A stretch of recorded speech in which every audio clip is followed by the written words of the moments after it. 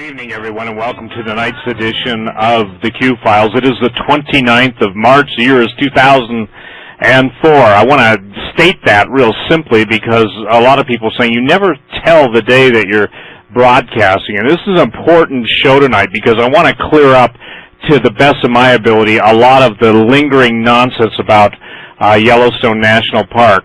Now, ladies and gentlemen, for the last, early this morning, I was flown down to Yellowstone in a helicopter, a friend of mine, and I spent several hours in the air over the supposed area where the lava dome is building under the lake, and also in the Norris Geyser Basin.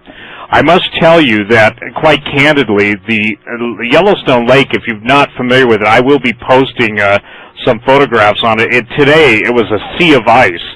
Very little melt, if any. The only place that there was any open water is where some of the geysers fed into it, specifically down around West Thumb.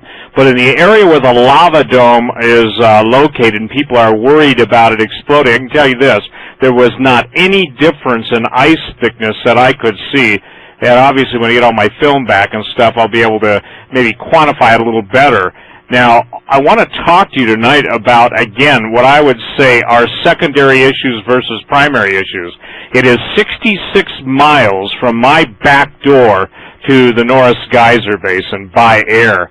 We have the highlight mountain ranges in between us, so you go up and over some pretty steep mountains. But I want to share with you again that we were down on the deck. We were about, at sometimes, 100 feet AGL above ground level. We don't have permission to land on the ground, but there was no necessity to. But again, given the ice thickness and the obvious nature of the geothermal activity that is in the mound that's about 140 feet deep, there was no indication on the surface or any indication from the diffraction of the light off the surface. Again, I took photos of it. The photos maybe tell more, maybe won't. Now, when I went to Norris Geyser Basin, what has changed in Norris is typically, if you want to go on my website, stevequayle.com, and go to the Yellowstone page, you'll see some photos I took there, I think, in August or September. But what is interesting in Norris is that Norris has many more geothermal, if you will, fumaroles and some geysers that have become active. If you imagine your computer screen, and your computer screen is the entire Norris Geyser Basin. This is just really a simplistic thing. When I was there pretty much last fall, all through the summer into fall, let's say the right half of your computer screen, that's what was closed off, what's called the Backsand Basin. Now, we got right down on the deck. I mean, we were flying through geyser steam. And for all of those of you that keep hearing, oh, the trees are dead and it smells like sulfur, remember, 60% of the geothermal features in the world are in Yellowstone.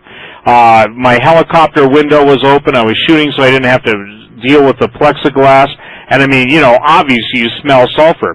But what is interesting is I can tell you that the Norris Geyser Basin, which is pretty far away from lake, at least 40 miles, from the area of the dome that's building under Yellowstone Lake, the thing that's interesting to me is that it was a solid wall of steam pretty much. Now, I was down there around 7:30 to 9:30 my time, and like I said, the nice thing about a helicopter is I can position myself, or not me, but the pilot can position me any way he wants, or any way actually I want. And so I would say this, not only a bird's eye view, but I've gotten a view that I haven't had for a lot of years since I flew over it in some small planes taking pictures. So again, here's why I'm saying this. I believe that the Yellowstone issue right now is a non-issue. I believe it's been hijacked, and I believe that people that have incredible brilliance in some areas are absolutely blowing it out of proportion. Now, I'm going to give you some BBC articles on how scientists have improved volcano prediction. And one of the more interesting ones is by a Swiss scientist by the name of Bernard Chouet. That's pronounced C-H-O-U-E-T. And it's important because, again, if you're going to allow yourself to worry, I had probably 2 to 3 dozen emails over the weekend of people panicked in Montana and people panicked for me. Now, I got to tell you something. My pulse doesn't even raise, and I mean, I can tell you that it is a non-issue. This is the last time I will deal with Yellowstone unless we have long-period earthquakes where we're talking days and days and days of literally thousands of earthquakes that do not cease, and we get any kind of deflection. Listen, ladies and gentlemen, in Yellowstone, there are lasers, and any ground deflection, in other words, any change in the height of the land in relationship to any plateaus, even the mountains have sensors, laser sensors on them, that would be an indication that something's really up. First of all, if anything happens in the Norris Geyser Basin, it is my opinion that we'll see a break in the ground and see some lava maybe. But the point is about this voluminous extinction level event, it's a bunch of garbage. It is not true at this point. Now later in the show I'll get into, if I have time, electromagnetic weapons, and Tom Bearden wrote a great article, sent it to Kent Stedman, and I'll read excerpts of that. Now I'm not talking about, I'm saying given what's going on there now, without any outside or excessive electromagnetic pulse weapons hitting that area, I don't believe anything's going to happen. I think the whole thing now is time to just put on the shelf and go on to some other topics. But let me read this to you because it's Signs of an Eruption. It's the BBC. We published this on my website on, or linked to it on August 27, 2003. It says, Signs of an Eruption. A scientist has found a way to use earthquakes to predict when volcanoes will erupt. Now, I want you to know something. There is nothing, even in what I would call the backdoor quadrants of the geologists that I know, who would tell me point blank that things are going to blow up. There is nothing back there of any of those guys that are concerned about this. I'm talking specifically about Yellowstone's raising plateau or rising plateau with a cone. I'm going to post some pictures of some smaller versions of what they're looking at under water. But again, let me read this to you. Swiss scientist Bernard Chouet fell in love with volcanoes when he witnessed spectacular fountains of lava spewing from Sicily's Mount Etna in 1969. I can tell you something. There is nothing. You want to rush. Hang out a helicopter with the doors off, strapped in, and be right over a volcano that's going off and flowing lava fields, and you just go, I sure hope this thing doesn't have to auto-rotate right now. Because, I mean, it's just, I can't explain it to you. Sure, it's an adrenaline rush and everything, but there's something so incredibly powerful and primordial about volcanoes. Now, listen to this. Bernard Chouet is currently at the U.S. Geological Survey. Chouet has devoted his career to finding a way to predict deadly volcanic eruptions. He's haunted by a disaster in South America that killed 25,000 people. When Colombia's Nevado del Ruiz volcano erupted in 1985, it melted a glacier capping the mountain. Water and volcanic ash combined to produce devastating mud flows that wiped out the entire town of Armero, and it was completely wiped off the map. By then, Chouet had developed a theory that volcanic eruptions should be preceded by a type of earthquake he called a long-period event. Ladies and gentlemen, there have been no long-period events in Yellowstone. Chouet believed that long-period events were a sign that pressure was building up inside a volcano. When he finally saw the earthquake records from Nevado del Ruiz, a year on from the disaster, he was horrified. Chouet saw long-period events all over the charts. For a day before the eruption, the volcano had been screaming, I'm about to explode, but no one had heard the warning. In the early 1990s, another Colombian volcano, Galeras, became restless. Long-period events had again appeared on the charts, a clear sign of an impending eruption, according to Chouet. But U.S. volcanologist Stanley Williams was skeptical about Chouet's approach. Apart from the long-period events, the volcano was completely quiet. So on the 14th of January 1993, Williams led a group of scientists into the crater of Galeras to measure gas emissions. It was a tragic misjudgment. As we were preparing to leave the crater, the volcano erupted, killing 6 of his colleagues and 3 tourists. Williams himself was severely injured. In December 2000, Chouet, remember the Swiss scientist, was vindicated in dramatic fashion. For several years, the Popocatépetl on the outskirts of Mexico City have been gently steaming. But then the long period events started. So many they merged into a continuous tremor that could be felt in nearby villages. Understand, we're not talking about separate, distinct little microquakes. We are talking about continual, like if you will, thunder on the ground, a long period event. Using Shuai's method, scientists at the National Center for Prevention of Disasters in Mexico City predicted that there would be a large eruption in 2 days. The government evacuated tens of thousands of people. 48 hours later, bang on time, the volcano erupted spectacularly. It was Popocatépetl largest eruption for 1,000 years, and yet no one was hurt. So please, again, and by the way, Holly, this is on August 27, 2003. If you would be so kind just to bring that to the top of the Yellowstone page, I would appreciate it. Now, again, everyone, here's the deal. There are really, really important events taking place. I can tell you this, it's not so much what you're going to feel under your feet that's going to be interesting, it's what's going to come from the skies. I expect to see 3 major meteors hit the Earth in different places prior to the big event. It's almost like the messengers are coming. Now, ladies and gentlemen, the ancients knew that as falling stars, shooting stars, what we now know as meteorites, they looked at comets and even asteroids as signs, portents, and wonders. Again, I want to share something with you. I believe the average ancient knew more about astronomy, at least as far as it affected their life on Earth, than some people with multiple PhDs and the biggest telescopes in the world. Climate affects everyone. And again, I want to share this with you. As we were flying all over the bloody mountains today, and we got high mountains in Bozeman, I want to share something. It's fascinating because there are certain areas that are absolutely still. The Yellowstone Park is just snow-covered, snow-packed, and it's got a tremendous amount of snow. Yet if you go a little bit east into Paradise Valley, which is the road you would take out of Livingston, Montana, up to Immigrant and Gardner and Mammoth, and when I say Mammoth, I'm talking about Mammoth and Yellowstone, absolutely, not a drop of snow, and it looks so incredibly dry. Then if you go over another mountain range over into the Madison and the Shields Valley, again, it's the same thing. There's just not any snow. So what that means, ladies and gentlemen, is Montana is the headwaters for the Missouri River, and the Missouri, I would guess, unless we have tremendous rains, and that's the only caveat, is going to have massive, massive low water. And people downstream, let me make it easy for you, people downstream ultimately end up moving upstream to have the basis. And the basis of life is water.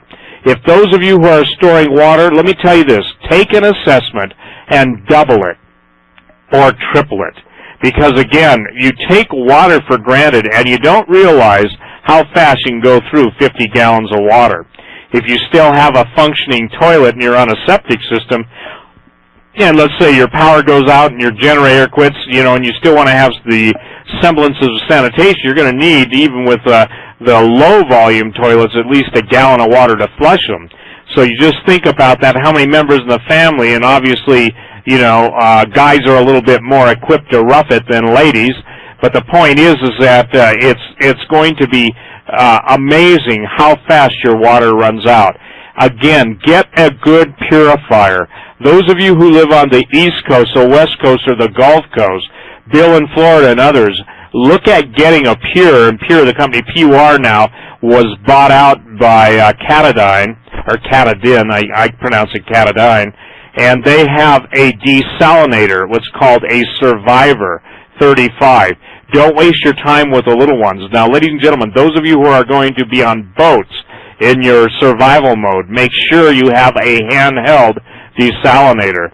What this is it looks like a water pump. You'd obviously put one end in the ocean, and through a very, very unique design, and the hand pressure, you basically force salt water through a semi-permeable membrane.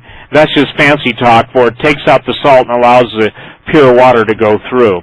Again, I am convinced that the greatest issues that we are going to face in the immediate future, starting this summer, is going to be water. And not only the lack of it, but new forms of contamination from the terrorists. And I'm going to be sharing a story with you tomorrow, hopefully, of just some of the stuff that's being sprayed.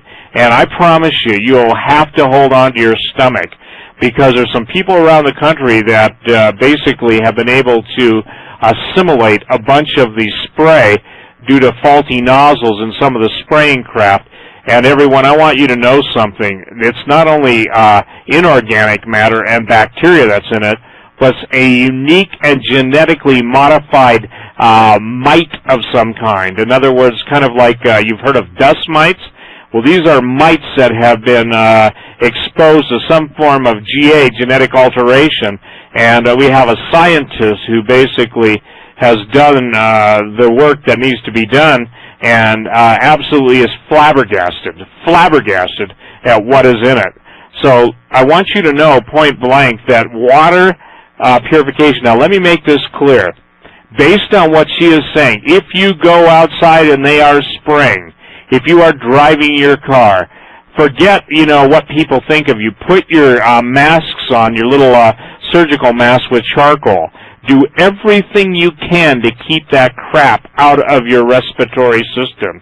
Respiratory illnesses throughout the country now, especially SRV, which is called synchronous respiratory virus, and other offshoots of that are just increasing at a perilous rate. And I mean perilous. There are a lot of people, and if you've noticed the reports on tuberculosis making a comeback, I can only tell you this, that I don't know how to put into nightmare terms what I think we're going to be facing. By the grace of God, I will try and share that tomorrow with you all, and we'll talk about, again, the spray. But as of this night, unless something, and we start seeing long period events, ladies and gentlemen, of earthquakes, I can tell you this. You can listen to people on the internet that want to freak you out, but you can also have them email me. And I was down there.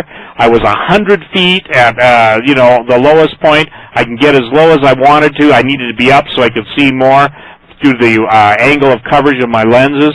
And I can only share this with you. It is the whole Yellowstone issue at this point is a non-issue. If you want to keep worrying about it, if you want to keep your time and energy focused on it, and you want to keep sending me your stupid emails, go ahead. Because when you say, don't I know, for 30 years I have photographed every inch of that park, and I have absolutely gone down there a dozen times in the last summer, fall, and I can tell you, I don't think I can give you a better perspective than actually eyewitness and someone who is familiar with that park and has been there for 3 decades.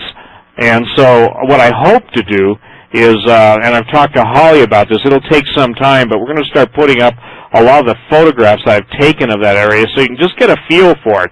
Because I find that even foreigners who have never been there, they don't have a clue how big Yellowstone is, the park. I mean, on a map you get kind of a feel. Let me tell you something. When you're in a helicopter flying the boundaries of it and the borders of it, you get a real feel for how big that is. And as I've shared with you before, that this whole thing, if it were to blow, it would not be the extinction level event or the catastrophic event it was 650,000 years ago, because prior to that there were smaller eruptions. And Lisa Morgan and some of the smart geologists are articulating it would probably be a 5 to 10 mile radius, and it would be pretty much basically a lot of steam and a lot of water blowing up, probably 25,000 feet. But again, the point is that you've got to understand that the sheer volume of the water that is in Yellowstone Lake, a lot of the pressure, and physicists can tell you how it works, but it would absolutely absorb so much of the explosion that it would be totally different than Mount St. Helens or Mount Pinatubo. So it would be more of a hydro explosion instead of a total volcanic explosion with ash and lava and the whole 9 yards. That may change, but again, at this point, that's it. That's my last word on it. I will keep the site updated. Again, if something were to happen, I can be down there actually in 32 minutes. We timed it today. So 32 minutes, You're 32 minutes away if something happens from knowing. By the way, I found my cell phone at that height works great down there. So the point is that I could actually go on a radio program, maybe call Alex or something if it were to happen. And again, I can only tell you this, that there's no threat at this point. Okay, next story, big story. This will probably set the timetable for what you're hearing about happening in the Middle East. Now, this is important that you understand this. Iran is within 3 weeks away from what's called the crossover line. Now, I'm on record as telling you 2 or 3 years ago, Iran had some nuclear weapons. They now have the ability to produce them themselves. And I'm telling you that this is a big-time issue. Let me read it to you. And let me just drink to this. Debka File exclusive report. Now, ladies and gentlemen, again, eat the meat, spit out the bones, and look for corroborating and a second and third witness to this story. Now, this is really important. Brushing aside all the international obstacles placed in its path, Tehran is clearly advancing full steam ahead in the race for a nuclear device, and that should be plural. Sunday, March 28th, the International Atomic Energy Agency learned that Iran's freeze on its uranium enrichment was at the end when the head of Iran's nuclear commission, I'm just going to call the guy Golmeza Agazada, announced production had started at the Isfahan facility, and the process would be completed at the Natanz centrifuge plant. On the state of the Isfahan plant, the Iranian official reported vaguely that the contractors had announced it was up and the facility functioning. He added, now listen to this, in 3 weeks' time, the Iranian people will hold a grand celebration to mark full operation at the Natanz plant. Keep in mind, Israel struck the Osiris reactor in Iraq when it was about the same time period. Debka File sources interpret this as indicating that Iran's centrifuge industry is working at full capacity, and in 3 weeks it will have attained for the first time the volume of enriched uranium output requisite for building a nuclear bomb. Yet the next day, Monday, the same guy, I'm not even going to try his name again, announced piously that Iran had stopped building centrifuges to win the world's trust over its nuclear program. Well, a double-minded man sure doesn't make me feel good. Debka File cites another Iranian official as flatly denying that March 13th that Iran was engaged in uranium enrichment. Now, keep in mind, some of these plants that you're hearing about aren't the secret ones. Do you really think if you were knowing that you probably would go the same way as the Iraqi Osiris reactor, that you just sit there and put them all out in the open? There are 5 uranium enrichment plants right now in Iran, and some of them are deep in the mountains, very deeply embedded. Now, the spokesman's first announcement aired by state television as an interview Sunday was time for the one-day visit of the United Nations nuclear watchdog inspectors paid at Natanz. The second statement was delivered on Monday, March 29th, when the inspectors moved on to Isfahan. United Nations inspectors were thus confronted with the accomplished fact that Iranians were producing enriched uranium in defiance of international censure. Gee, does that come as anybody's surprise? U.S. officials working on the Iranian nuclear issue fear that the United Nations inspectors will hold back on condemning Iran's nuclear breaches until the chief inspector, Dr. Al-Bardai, visits Tehran next week. It will be left to him to find the words for a statement affirming that Iran has reached the point of no return in its production of the key ingredient for a nuclear bomb. Listen, this is amazing. Debka File sources add that Iran is impervious to the anger of the European Union, which has broken off all contacts with its officials on this issue. Contacts have also been interrupted with Moscow. President Vladimir Putin has honored his pledge to President George W. Bush to halt Russian assistance in the construction of Iran's Bushehr atomic center and to withhold the fuel rods for powering the reactor. In Tehran, the hardliners of the Islamic Republic evidently trust that the storm clouds gathering over the White House in the wake of 9/11 inquiry will tie Washington's hands for long enough to allow them to extort de facto acceptance of their continuing uranium enrichment without the risk of harsh reprisals. Well, before I went on the radio tonight, I got a call from Doug and Laura Mansfield. Now, for those of you that don't understand that some people aren't trained to speak on the radio. Laura is one of the most gifted and brilliant linguists in the world, familiar with not only general Arabic, but also its idioms and colloquialisms, having lived there for 10 years. She's also a tremendously brilliant woman. What she is picking up right now is that the massive amount of chatter that's going on in the what I would call the real vanishing forums indicate that there is going to be a cruise missile attack on an aircraft carrier. They know the specific one. They have informed the Pentagon, the Department of Defense. Now, what's interesting is a man posting this, and it's not those two weasels that everybody talks about.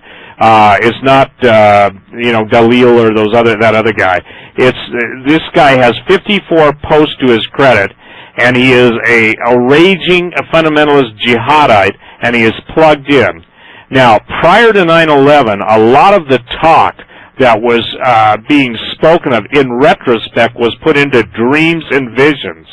And ladies and gentlemen, I would encourage you to go to the Lampholder website, because the author of the Lampholder website, and by the way, a fabulously brilliant woman, has done an excellent job in bringing Islamic eschatology to the forefront, so you can understand what black winds are, so you can understand what the cave of darkness is. But for the record, this guy is one